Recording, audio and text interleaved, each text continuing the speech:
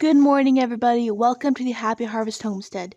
Today I'm going to be talking to you guys about our Meet Rabbitry goals for 2022.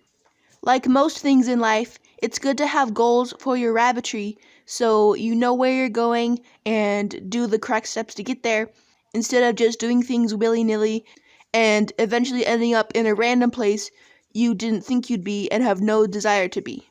At the start of this year, before we started dealing with this mystery illness, which I still don't know what it is, I had very lofty goals for my meat rabbitry, but then the sickness hit and I had to change most of our goals. Before the sickness, the plan was to keep a whole bunch of kits as breeders to increase the breeders we had in our colony. We already had some good breeders, and we were going to keep more good babies to make more rabbits and eat a whole bunch of meat and have the maximum volume of rabbit meat we could with the system of raising rabbits that we chose.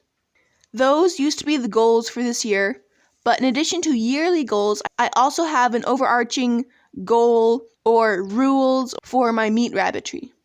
Number 1 on the list of overarching rabbit goals is hardiness. If a rabbit is not hardy, I won't keep it no matter how many other things it fills on the list. It does not stay. Second on the list is personality. Because our meat rabbits live together in colonies, if we have a super mean rabbit who is attacking other rabbits, then we cull it from our breeding program. Most of the time, we don't have issues with that, so it's not really something I have to think about all the time. But if we ever did have a super mean rabbit, that is definitely a sign that it cannot stay. The third goal or rule is good mothering ability. If a mama rabbit is not a good mom, then she doesn't get to stay. She gets a few chances to prove herself, but if she continues to be a bad mama, she gets culled and none of her kits are kept. The fourth value or rule is size, and with that, fast growth. Obviously, for meat rabbits, you want a large carcass. So while it's lower on the list than many other things that are more important to me, fast growth and big rabbits are on my list of important things. Then last on the list is color.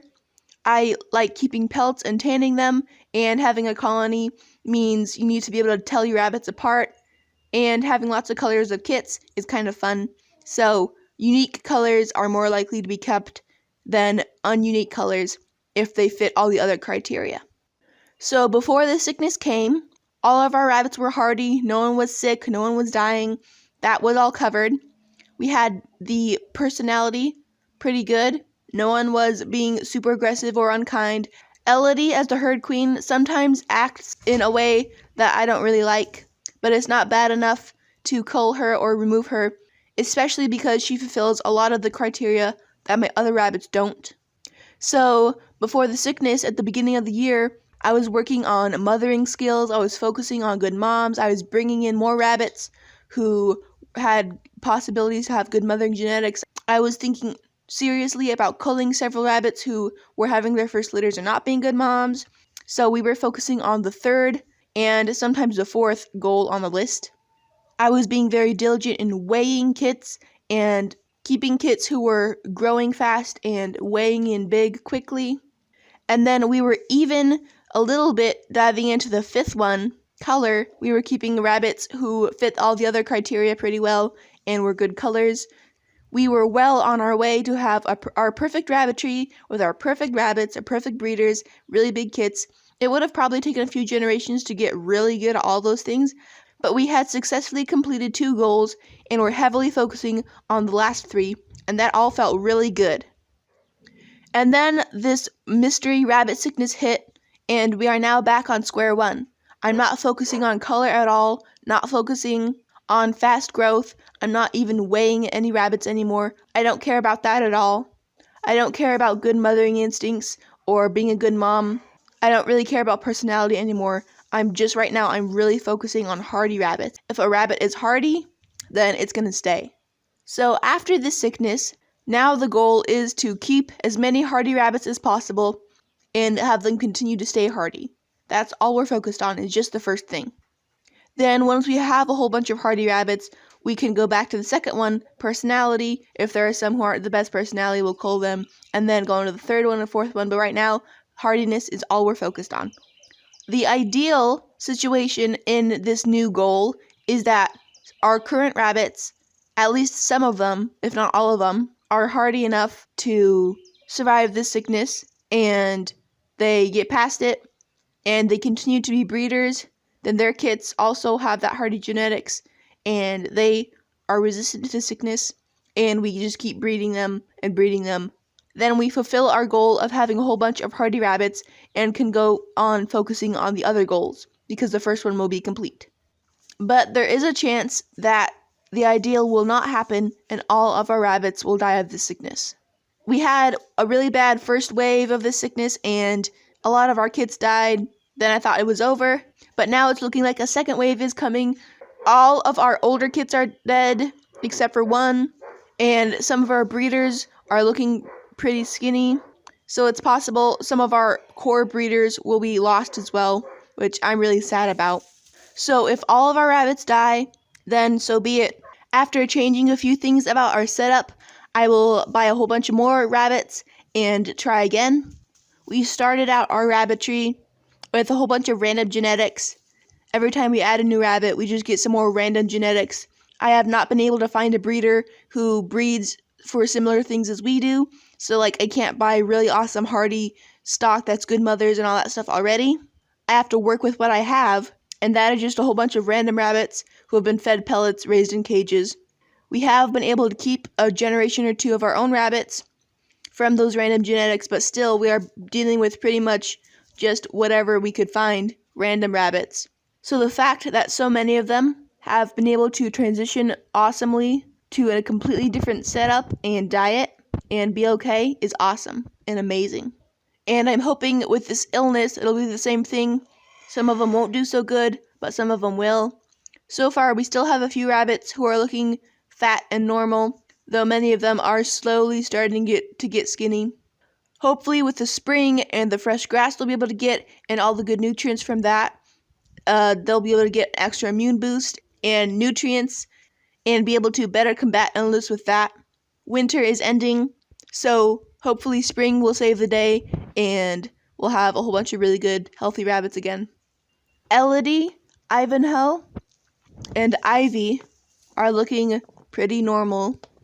Our new black doe, who I still have yet to name, Zuzu and Iantha, are kind of getting a little skinny. And Acrobat is still acting normal and she's alive, but she is getting really skinny. Then our backup buck Ronwin in the tractor, like Acrobat, is really skinny, but he's still acting normal. So I do expect to lose more breeders. Hopefully the breeders I lose will be minimal, but judging from their skinniness versus not skinniness, I do expect to lose a couple.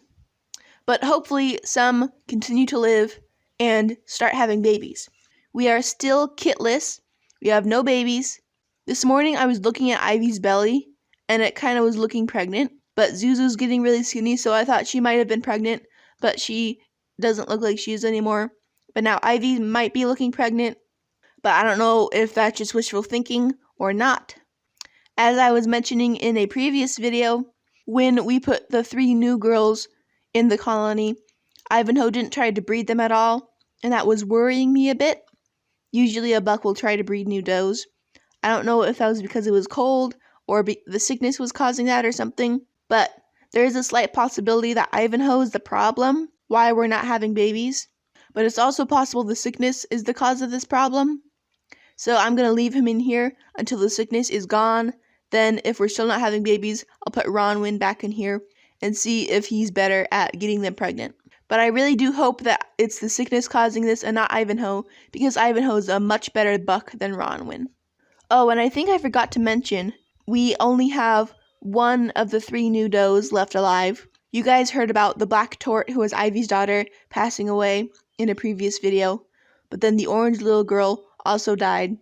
But the black little girl she looks skinny, but not super skinny. She's acting normally. Everyone is still accepting her, so that's really good. Makes me really happy. So now you guys know what the goal used to be, why the goal changed, what this year's goal currently is, and how I'm going to do it. Really easy, what I've been already doing, just treating everyone normally.